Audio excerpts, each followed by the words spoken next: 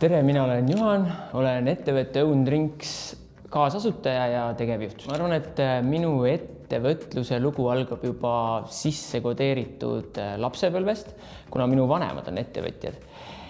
Aga konkreetsemalt Own Drinksi juurde ma tulin ülikooli ajal, kui selgus, et ma tahaksin ikkagi väga minna tagasi Saaremaale ja sain aru, et ega Saaremaal kohe midagi nii kergesti teha ei ole, vaid see tegemine tuleb endale ise sinna luua. Mul endal ülikoolis tekkis mõte teha midagi Eestis pidevalt raisku minevast õunast ja mina ise hakkasin arendama siidriprojekti, aga ma tundsin, et ma ei taha seda teha üksi.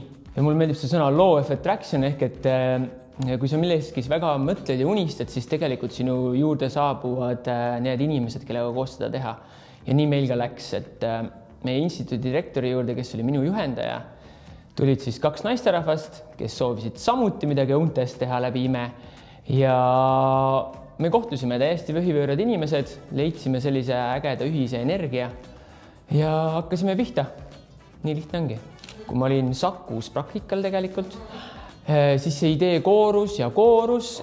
Kui ettevõtte loomise järk oli paigas, siis ma praktikalt Sakust tulin ära, aga ma ei saanud loomulikult minna ainult Saaremaale lootuses, et ettevõte saab ise valmis ja kõik hakkab kohe ilusasti pihta, vaid ma läksin tööle enda vanemate ettevõttesse, töötasin seal täie jõuga ja siis samal ajal hakkasin looma enda ettevõtet ehk et ma jagasin enda aega. Ja ilmselgelt see nõuab väga suurt koormust ja panust, aga sellise suure õhina põhisusega, mis ühel noorel ettevõttel on, siis see sai ilusasti teoks.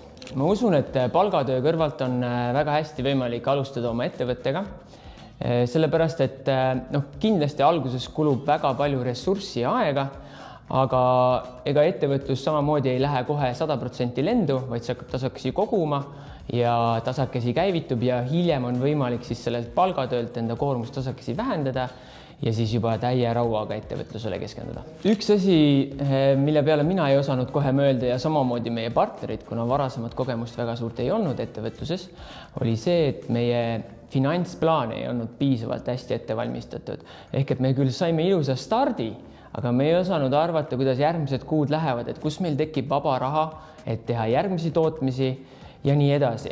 Et selle teema peale kindlasti soovitan väga palju enne mõelda. See on üks osa äriplaanist.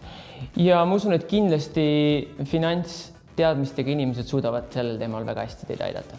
Ühele uuele ettevõtjale ma soovin lihtsalt tahet, et lihtsalt tee see ära. Just do it. Muud ei olegi vaja. Lihtsalt hakka pihta ja kõik läheb hästi. Usu mind, kõik peab nii minema, nagu ta läheb. Hakka ettevõtjaks! Juhuu!